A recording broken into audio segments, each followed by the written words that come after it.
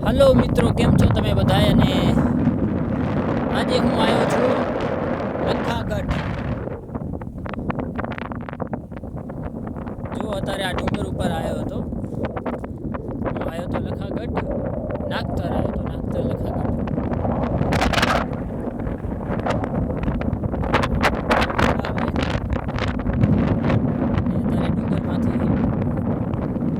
મારા કાકાનો છોકરો બેઠો અહીંયા, મારાથી રહી ગયો.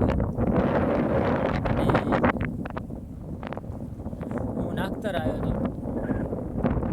અહીંયા મારા કાકા વાડી કરે, એટલે જો આ નજારો કેવો મસ્ત છે, બહુ મજા આવે છે. અને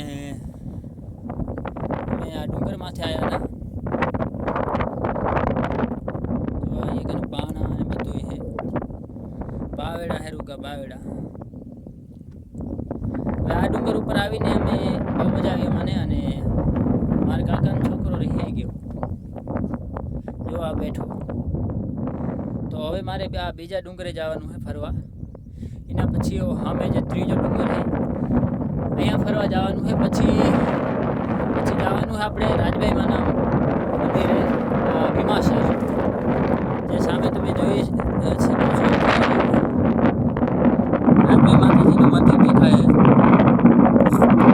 ત્યાં જવાનું અમારે પગે લાગવા.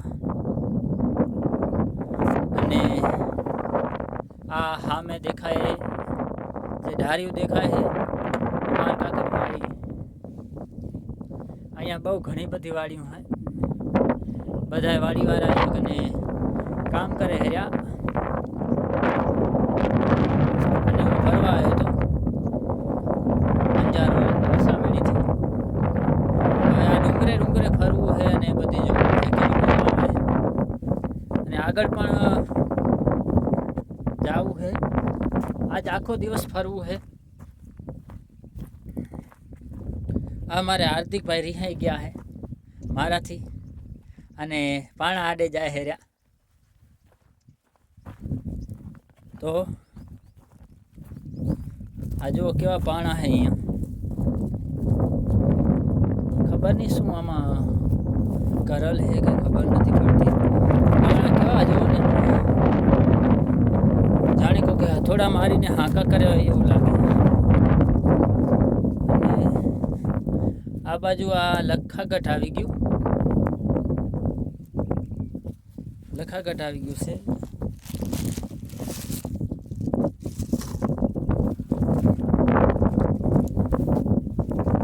પાણામાંથી ચડી ગયું. જો આ લખાગઢનો વિસ્તાર. અમારે હાર્દિકભાઈ આ ડુંગર છે લખાગઢનો. લખાગઢ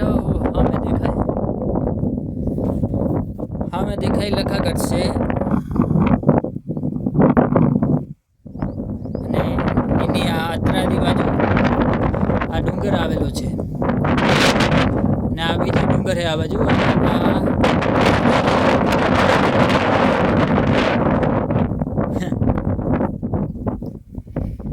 તો આ બાજુ કંથરનાથ દાદાનું મંદિર છે, અહીંયા પણ જવાનું છે ફરવા.